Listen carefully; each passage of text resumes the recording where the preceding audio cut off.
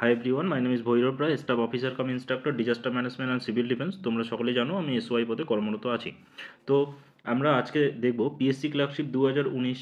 PSC clerkship 2019 প্রিলিমসের পরীক্ষাটি কবে হয়েছিল, প্রিলিমসের রেজাল্ট কতদিন পরে বেরিয়েছিল, মেন্সের রেজাল্ট কতদিন মেন্সের পরীক্ষা কবে হয়েছিল, মেন্সের রেজাল্ট কতদিন পরে বেরিয়েছিল, মেন্সের রেজাল্ট বেরোনোর কতদিন পরে টাইপিং টেস্ট হয়েছিল এবং ফাইনাল রেজাল্ট কবে বেরিয়েছিল, এবং সেই হিসাবে 2023 সালের একটা অনুমান তোমরা করে নিতে পারবে। তাহলে আমরা দেখে নিচ্ছি যে পিএসসি ক্লার্কশিপ 2019-এর যে প্রিলিমস পরীক্ষা, প্রিলিমিনারি পরীক্ষা, সেটা হয়েছিল 25/1/2020-তে। 25/1/2020। তাহলে কি 25 জানুয়ারি 2020-তে পিএসসি ক্লার্কশিপ 2019-এর প্রিলিমিনারি পরীক্ষাটি হয়েছিল, এবং প্রিলিমিনারি পরীক্ষার রেজাল্ট কতদিন পরে বেরিয়েছিল? 24/7/2020, অর্থাৎ প্রায় 6 মাস। তাহলে প্রিলিমিনারি পরীক্ষার রেজাল্ট বেরোলো কতদিন পরে? 6 মান্থ পরে।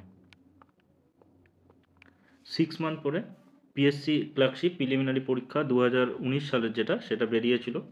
তাহলে 6 মান্থ পরে পিএসসি ক্লার্কশিপ 2019-এর প্রিলিমিনারি পরীক্ষার রেজাল্ট বেরিয়েছিল, যেটাতে কোয়ালিফাই করেছিল কতজন? 66K।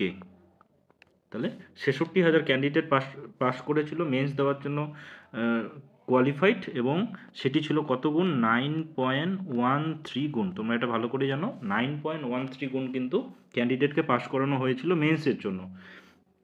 ভ্যাকেন্সি কত ছিল? 7,227টি ভ্যাকেন্সি।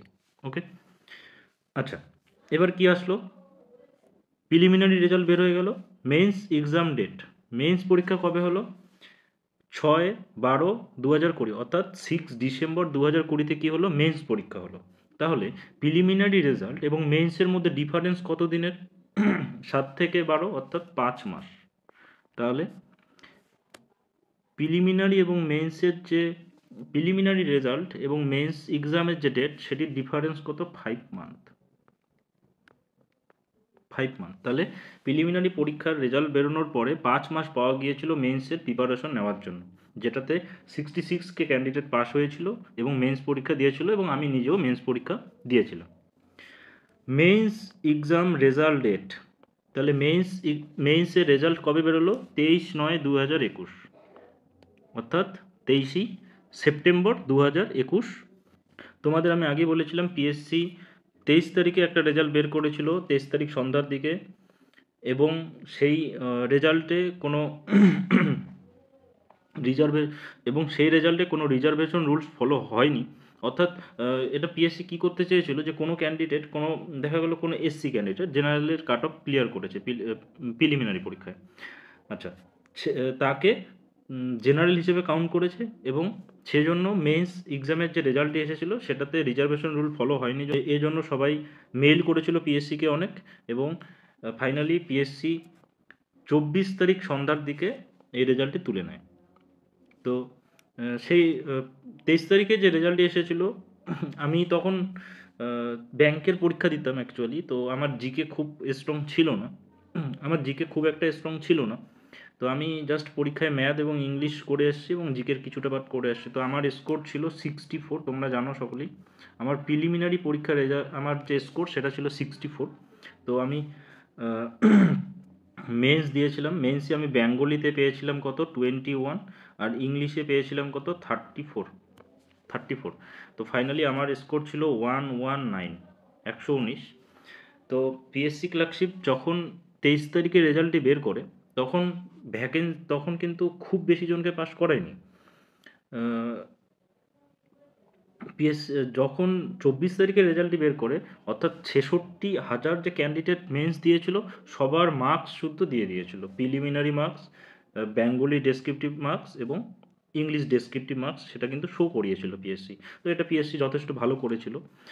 আমার হয়নি, সেটা কোনো ব্যাপার না, তারপরে আমার অনেকগুলি চাকরি হয়ে গেছে। তো আমরা এবার দেখছি মেন্স রেজাল্ট ডেট আসলো কত? 23/9/2021, অর্থাৎ 23 সেপ্টেম্বর 2021, এবং টাইপিং টেস্ট হলো কবে? 26/3/2022 থেকে 26/3/2022 এবং 27/3/2022, অর্থাৎ দুদিন টাইপিং টেস্ট হয়েছিল। তো মেন্স এক্সাম রেজাল্ট এবং টাইপিংয়ের মাঝখানের ডিফারেন্সটা তোমরা দেখে নাও, প্রায় 6 মাসের মতো একটা ডিফারেন্স দেখা গেছে, ঠিক আছে? তাহলে তোমরা আচ্ছা, তারপরে ফাইনাল রেজাল্ট কবে বেরোলো?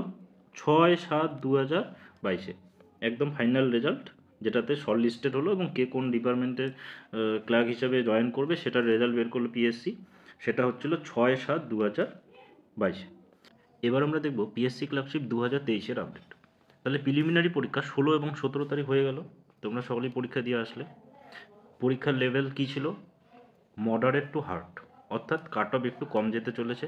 মোটামুটি 55, কোনো ইউআর ক্যান্ডিডেটের যদি 55-এর মতো নাম্বার থেকে থাকে তাহলে তোমরা কিন্তু মেন্সের প্রিপারেশন মোটামুটি শুরু করে দাও। তার সাথে সাথে আরআরবি, এনটিপিসি, সিজিএল, অন্যান্য যে চাকরি পরীক্ষাগুলি আছে সেগুলি দিতে থাকো।